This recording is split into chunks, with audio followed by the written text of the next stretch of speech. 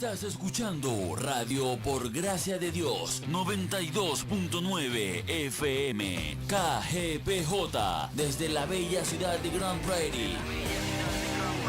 Radio by the Grace of God 92.9 FM. Good morning, good morning.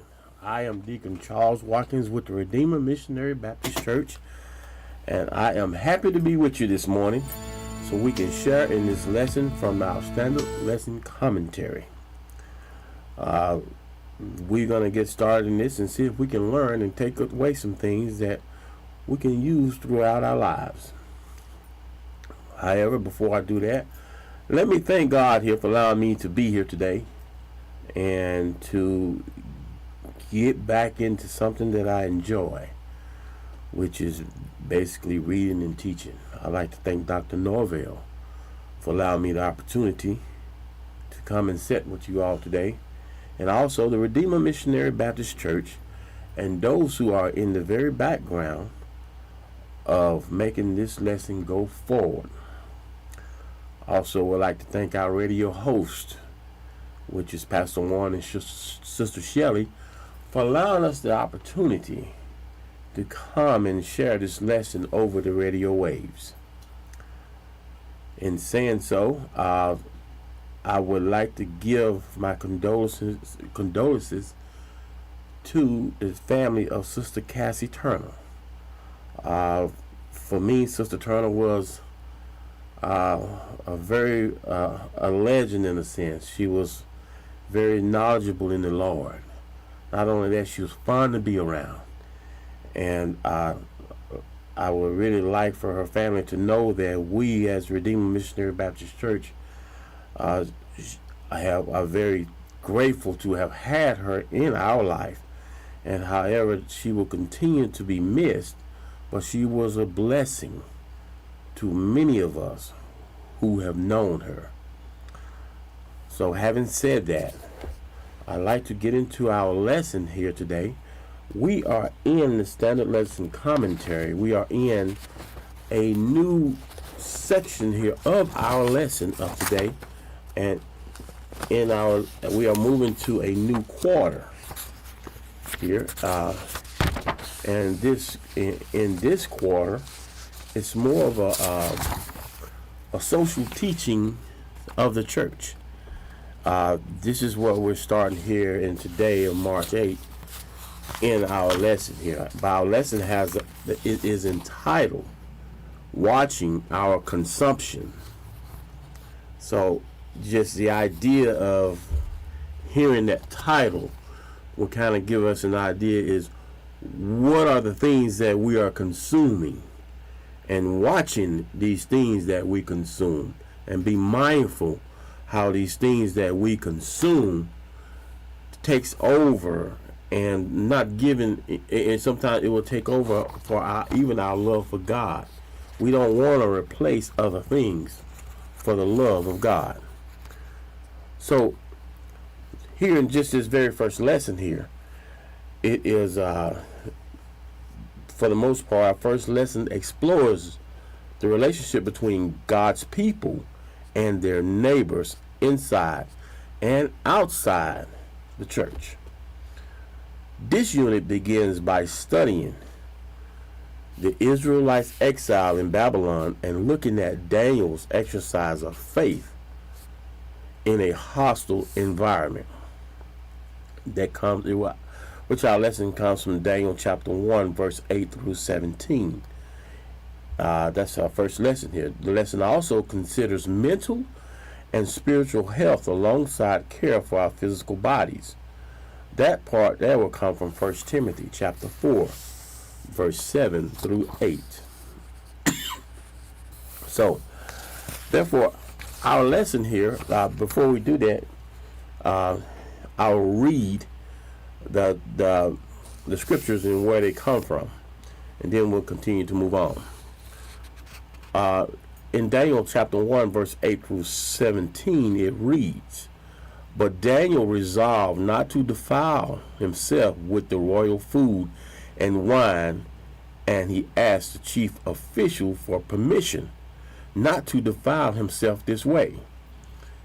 Now God had caused the official to show favor and compassion to Daniel.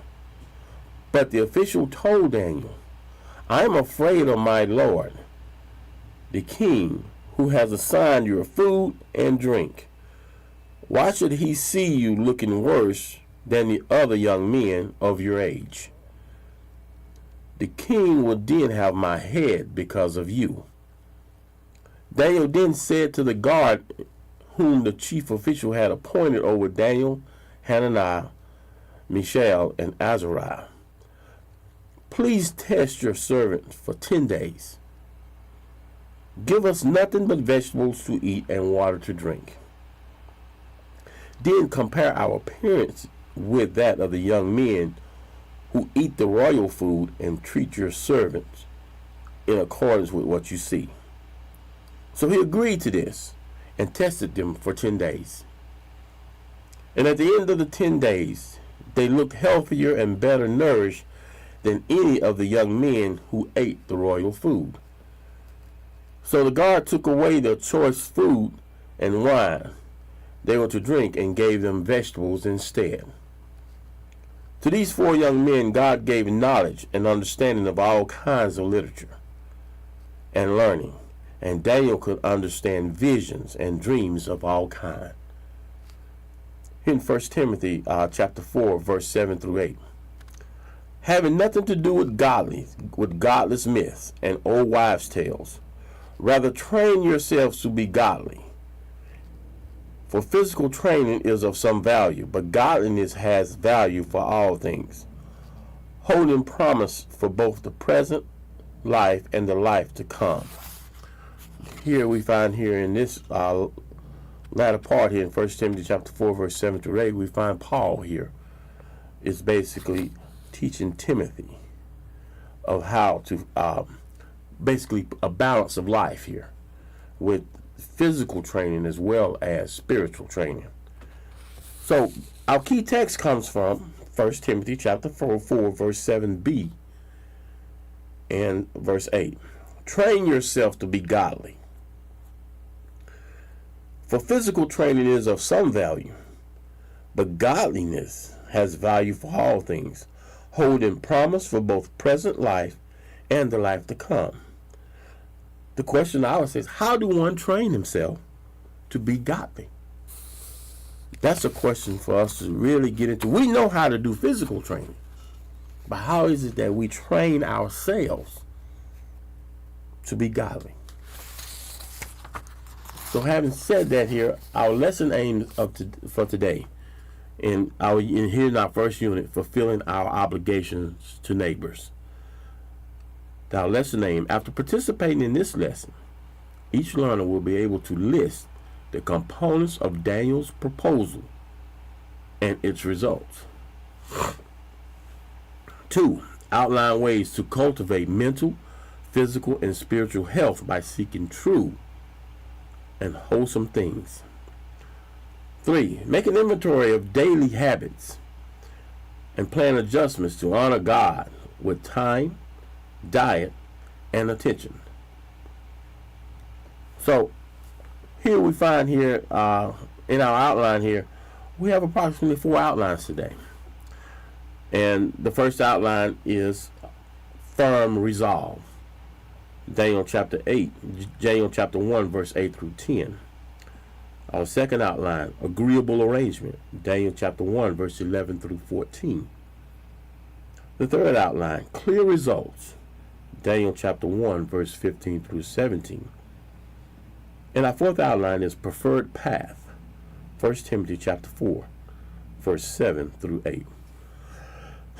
Excuse me. So here we, in our lesson context, here it reads, the book of Daniel is divided into 2 parts.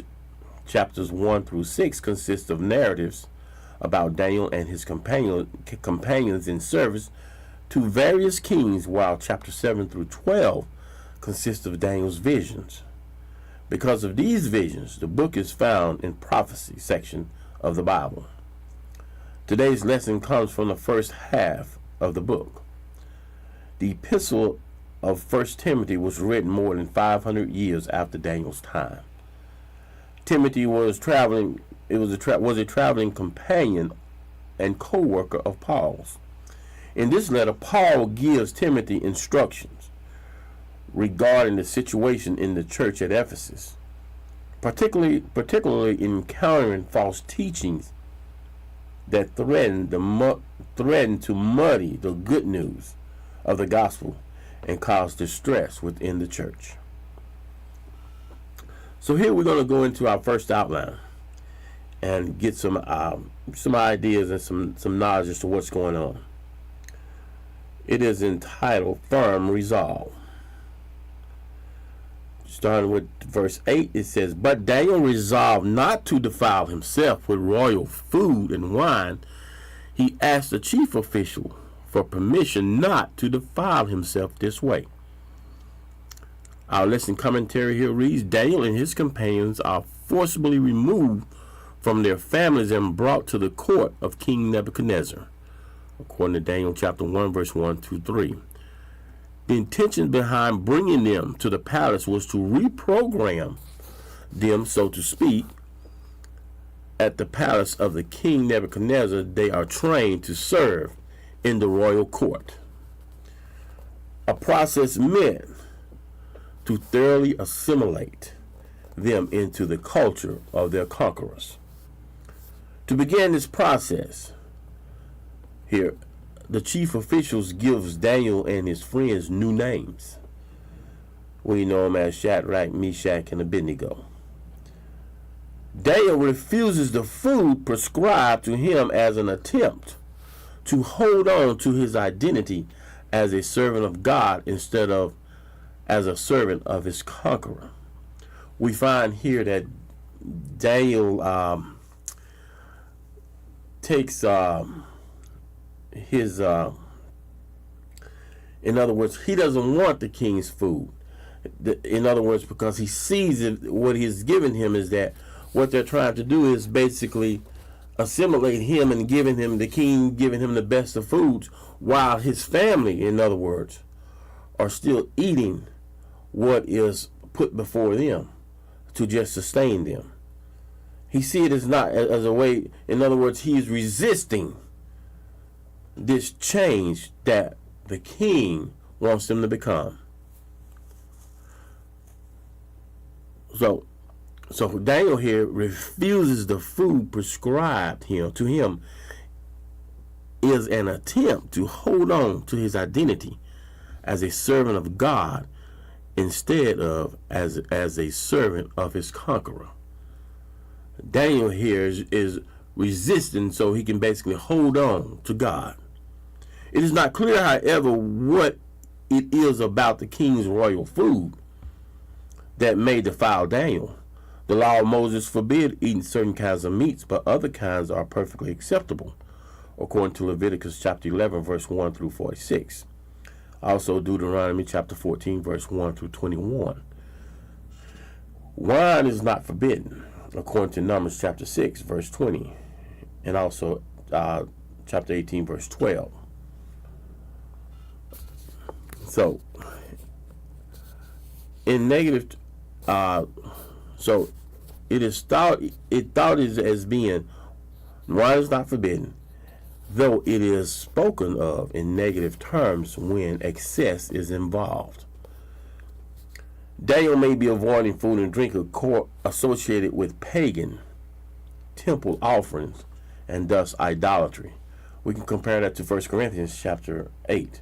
But under this theory, the vegetarian alternative he proposes in verse 12 will be equally suspect, since flour is also offered to pagan idols. Part of Babylon's success was its practice of assimilating bright, educated young men from among the people the empire conquered. People, the best and the brightest from these conquered people groups ate Babylonian foods. They practiced Babylonian customs, worshiped Babylonian gods, and loyally served the Babylonian king. They would have no reason to cause costly uprising. they would be thoroughly invested in Babylon's well-being. This is the reality that Daniel is trying to resist. The Hebrew word translated here as defile is used elsewhere in the context of ritual purity in connection to blood, according to Isaiah chapter 59, verse 3. Or impure offerings, according to Malachi chapter 1, verse 7, and also verse 12. Some commentators interpret the use of the word to indicate that Daniel is concerned with the ritual purity of the royal food and requests a vegetarian diet as a way of ensuring that he will not accidentally consume impure food. Daniel's decision is less about maintaining the ritual purity through diet and more about maintaining a sense of identity by refusing to be completely assimilated into the empire that conquered his people. Daniel chooses to use his body and the food he eats as a way of honoring God.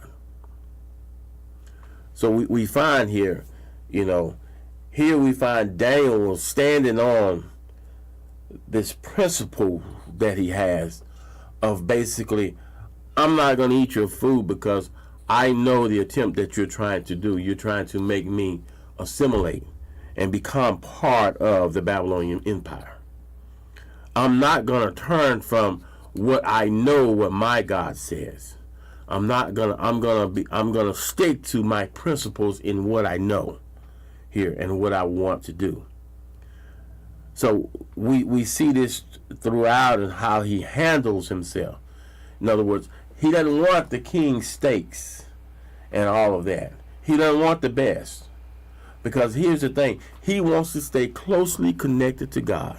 And his way of doing this, in which he chooses, is to use his body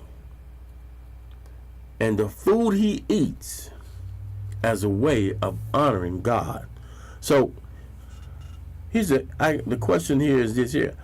How do we decide which issues and situations call for setting a boundary in service to God and which do not? So another thing, we can describe a time that you honored a boundary to stay faithful to God's will.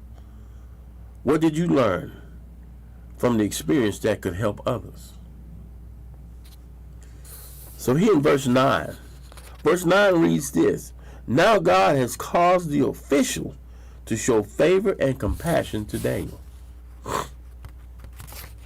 So we see here, even though they're in captivity, God is still in control of this. For the first time in the book of Daniel, God is credited as the active force. Daniel's situation echoes the relationship between Joseph and the prison warden. In both cases, the person who obeys and follows God finds favor and approval from others. The sentiment expressed by the official is more than a feeling of sympathy toward Daniel. The Hebrew word is translated compassion. It's also translated as merciful in Daniel chapter 9, verse 9.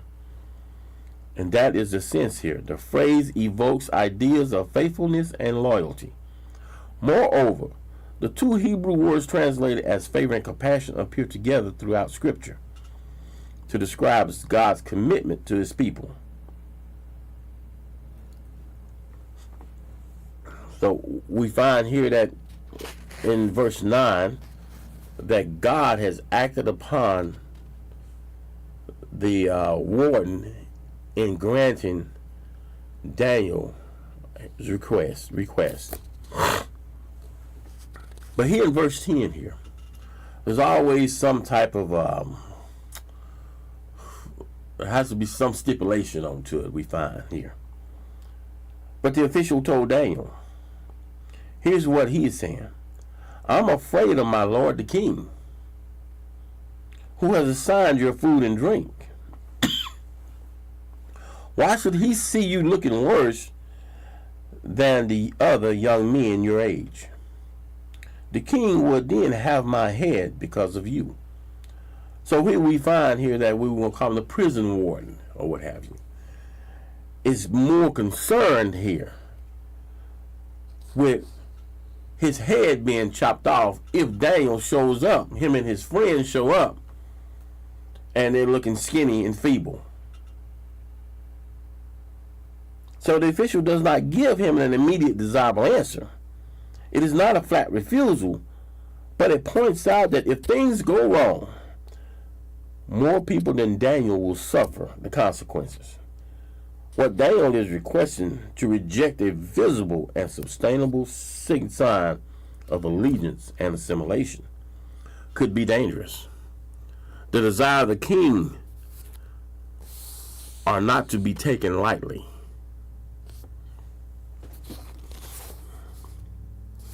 The death penalty is a very real possibility, according to the example of Daniel chapter 6. We might think to be hyperbole on the part of the official, seems to be genuine fear to him. The main concern seems to be that by refusing the food and drink appointed by the king, Daniel and his companions will be eating inferior food. So, the main concern seems to be that by refusing the food and drink appointed by the king, Daniel and his companions will be eating inferior food. So also here we find out the official anticipate this will render them visibly less healthy than the other young men around Daniel's age.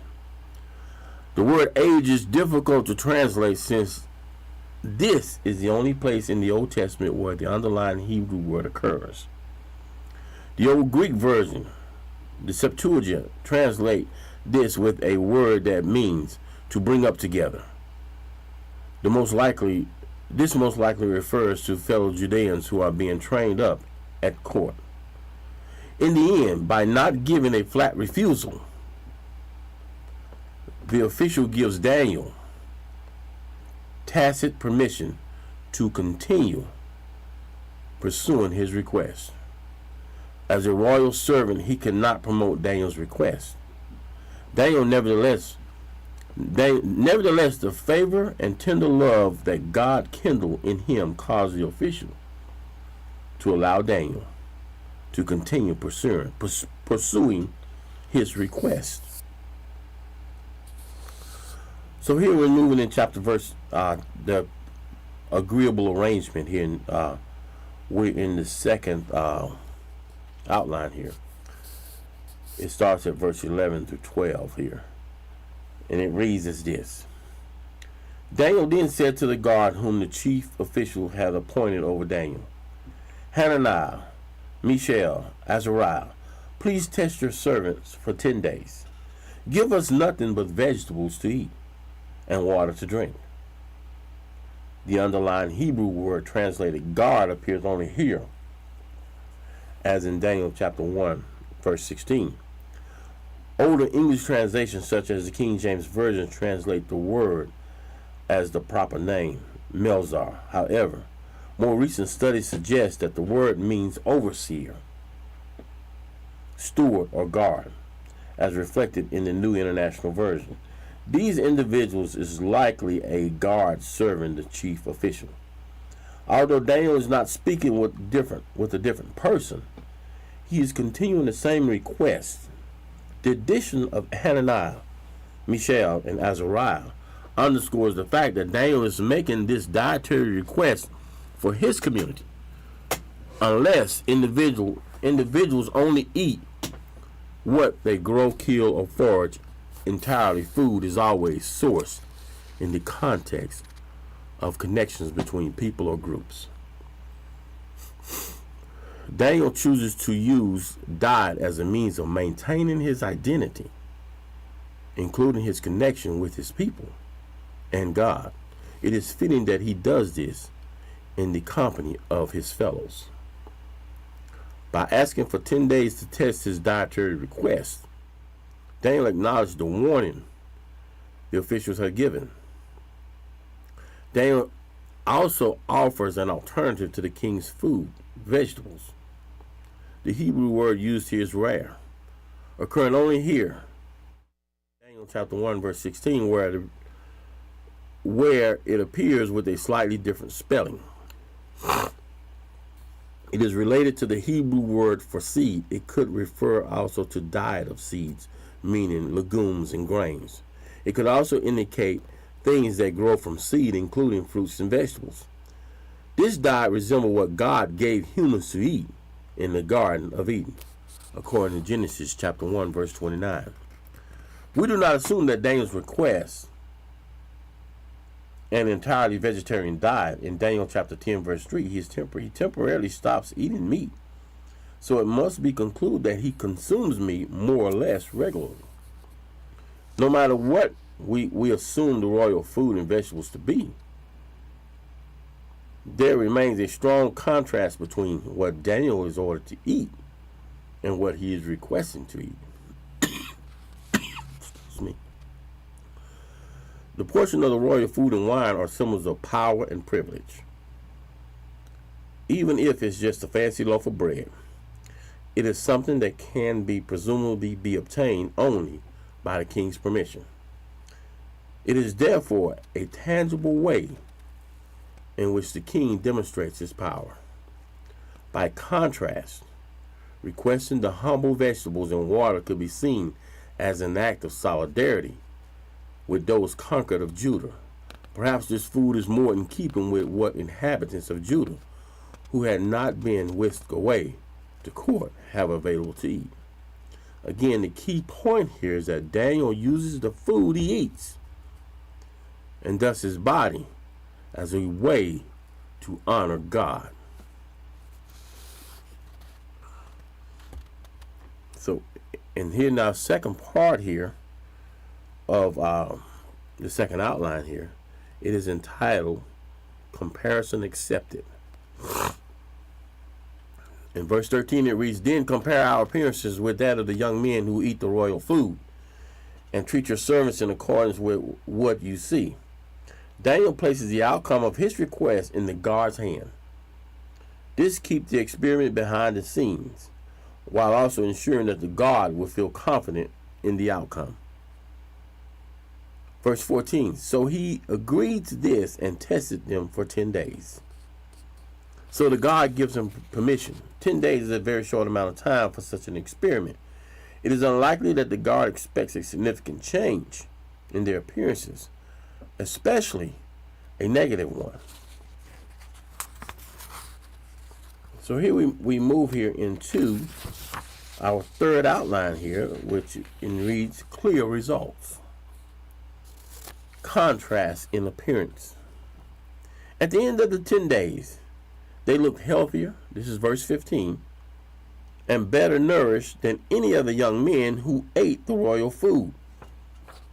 I guess we would ask the question, how is that possible? Well, we know the answer.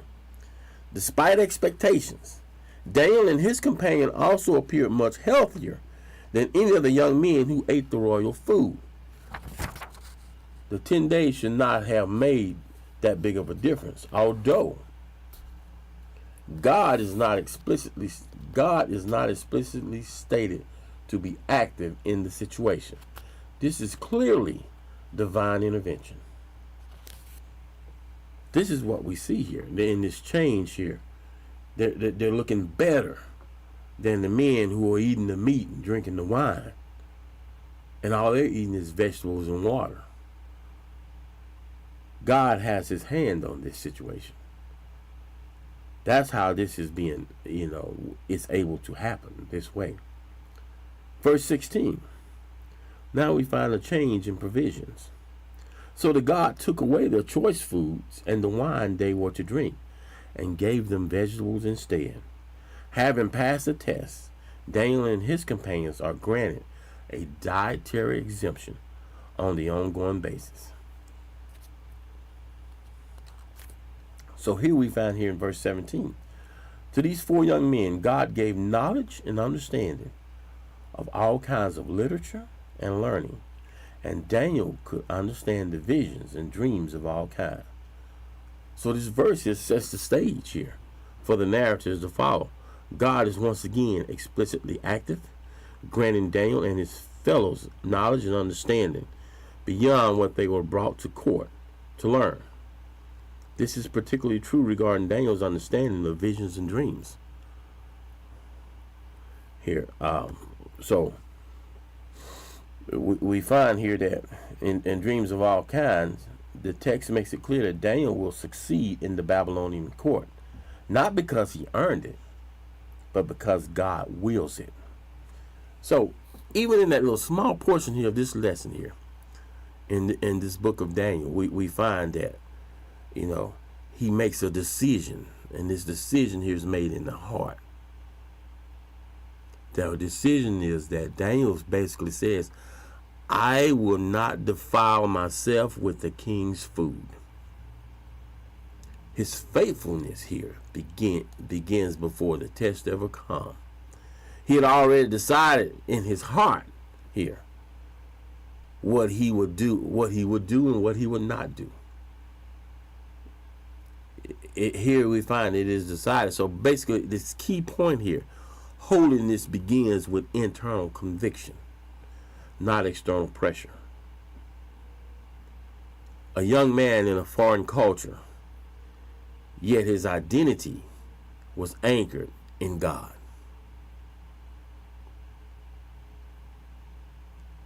So we find, and then we look at these principles that he has. Spiritual strength is built by settling convictions before the crisis comes. The modern day application, I would say, decide your values before temptation arrives. Decide what you're going to do and what you're not going to do before temptation arrives. And faithfulness is often shown in these small daily choices. But we find here also that Daniel in verse 8 through 10, he requests permission rather than rebellion. He didn't compromise, but he also did not become hostile. He practiced wisdom and humility while standing firm. Here we find that he could disagree without dishonor. So God's people are called to stand firm but act graciously. Verse 11 through 14, in this test of faith here, he proposes this 10-day test, vegetables and water, instead of the king's food. He trusted that the obedience to God would not harm him. Faith often includes reasonable action plus trust in God. This was not merely a diet experiment. It was a test of loyalty to God over the king. And then we find here in verse 15, this, he is honored. God honors this faithfulness. So after 10 days here, these men here appeared healthier and better nourished than the others. We find it's like a biblical pattern of some sense. There's obedience, there's God's favor. Then there becomes a visible testimony as actually looking upon these men and seeing that they're much more healthier than the ones that are eating the king's food. Their lives become evidence that honoring God works. Simple as that. So, and in this way, that they will continue in their diet. Because of their faithfulness, they gain the influence in a pagan world. Daniel didn't withdraw from Babylon. He thrived in Babylon without becoming a Babylonian.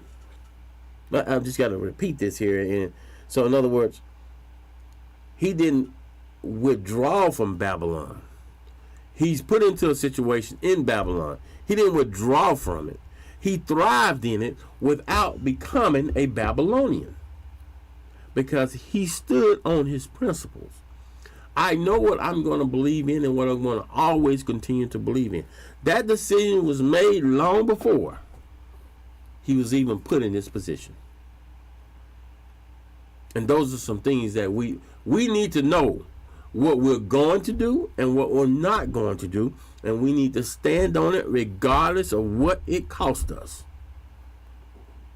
And knowing that we are doing this for our God. And I can promise you, our God will reward us for the things that we are doing. So here we find at verse 17, God turns around in all of this. He gives them wisdom. He gives them ability. Okay? The success is not merely a natural talent. The whole text emphasizes here, God gave them. Guess what?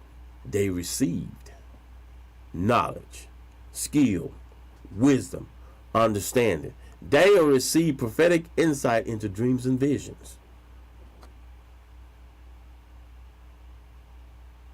So we find in all of this here, there's quite a bit of things here in this first part here. There's conviction before crisis, holiness in a pagan culture, wisdom and faithfulness, God's honor, obedience, and God is the source of all ability. So let us move on here to our second part here of our outline here, and it comes from 1 Timothy chapter 4, verse 7 through 8. Here, so, and here it is entitled, this is our fourth outline. It is entitled Preferred Path. Avoid foolishness. Verse 7 in the A part here, having nothing to do with godless myths and old wives' tales. In other words, leave the gossip alone. Very simple. This verse begins with an expansion of the discussion in 1 Timothy chapter 1, verse 3 through 7, where Paul warns Timothy about false teachings and teachers that have their origins in legends and myths. Paul cautions against godless myths. An old wives' tale here employs an imperative verb, which means it is an order, not a suggestion. Don't have nothing to do with this. We don't need to go any further. Have nothing to do with this. This is the first imperative in a paired exhortation. The others appeared in the second half of the verse. The second part of chapter 7.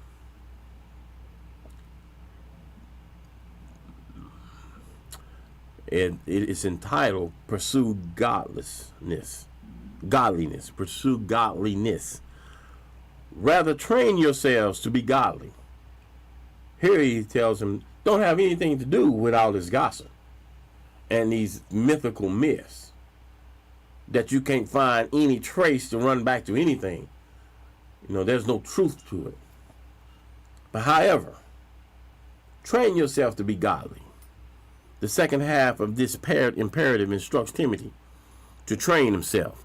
Paul uses athletic imagery, but the training he has in mind is not that of the athlete in pursuit of peak physical performance.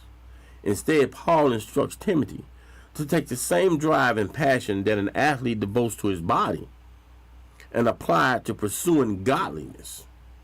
Compare that to 1 Corinthians chapter 9, verse 24. It's not enough to merely avoid evil. One must pursue holiness. What are some ways a Christian can train for godliness? That's one question that we need to really get an answer to. And then how does these ways compare with the training we do for our physical body? Here I find here is that the same devotion that you put toward the physical godliness, we need to put it toward pursuing godliness. Because I know this here, godliness as well as you, physical fades away, but this training toward godliness never fades away. never fades away. Verse 8, in reaping up our benefits here. For physical training is of some value, but godliness has a value for all things, holding promise for both the present life and the life to come. It never fades away. Paul begins by acknowledging that there is some value in physical training. It's not worthless. The Greek word used here indicates that something is small in comparison to something else. Compare 1 Timothy chapter 5, verse 23. The physical body is a gift from God. Jesus cared for his physical body, and so should we. On the other hand, genuine godliness is beneficial both in the present as well as the eternity. The godly life yields peace, harmony, and contentment that cannot be found by any other means. And unlike physical health, spiritual health lasts forever. Death cannot conquer it. So here we find that in this here part of, the second part here, and finding that pursue godliness, because this is the one that lasts forever. Death can't conquer this one at all. So here we find that Paul gives Timothy here practical instructions. Okay, the focus of the passage is spiritual discipline, godly living, and leadership by example. So you will find that the context of this passage here, when they're talking, where Paul warns about false teachers and empty religious talk, instead of getting caught up in a pointless debate or myth, Timothy is instructed to train himself in godliness. The contrast to this will be useless religious talk versus disciplined godly living. So even in this exercise we find here, we see how it kind of comes together, as from where Daniel is standing on business here, as we say. Daniel here is basically, I don't want this food because I know you're trying to train me up to become a Babylonian. However, I can live in Babylon, but I don't have to become a Babylonian. I'm still going to honor my God. And here, what we find here in coming to in this part here, Daniel needed food for the physical nourishment. However, he depended on God to continue to strengthen him physically. Not only that, but also spiritually. We find here what Paul here shares with Timothy. In the same way, don't waste your time on useless talk. Build yourself up in godliness. Learn and understand godliness. However, because godliness here does not fade away. So just as athletes train their bodies, believers must also train the spiritual life through discipline. Once again, we find that Daniel had discipline. We also share that Paul here is training Timothy to have discipline, in which we should have discipline. Our discipline should include in these areas. We should have prayer, scripture, obedience, and worship. Spiritual training here has eternal value.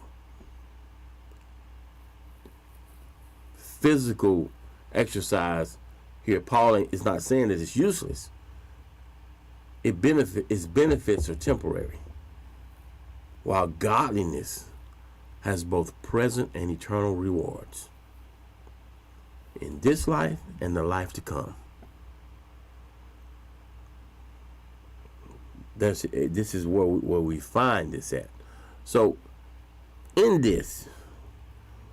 our conclusion here of our lesson here, both texts for this lesson deals with the connection between bodies and honoring God. In Daniel chapter 1, verse 8 through 17, Daniel and his companions resisted total assimilation into Babylonian culture and religion. This resistance took the form of tactfully refusing to eat the food and drink the wine given to them. Instead, Daniel requested water and food that was more in line with God's desires.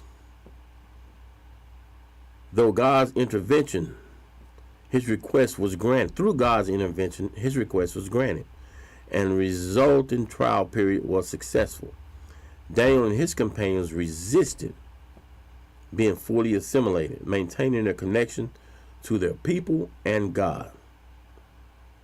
Strong connections can be formed through food and other kinds of consumption. These connections may also be relational. They may be philosophical or societal, but mindful of what you consume.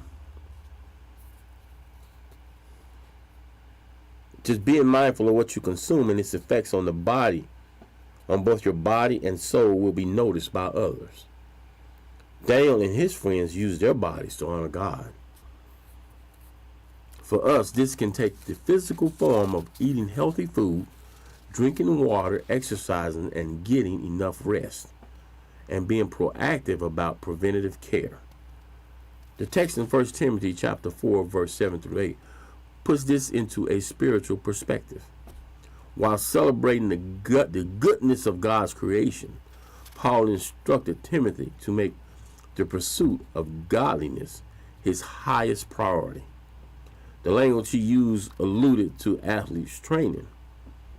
You compare that to 1 Corinthians chapter 9, verse 24 through 27. This reminded Timothy that pursuing God gains a believer far more than focusing primarily on the body ever could.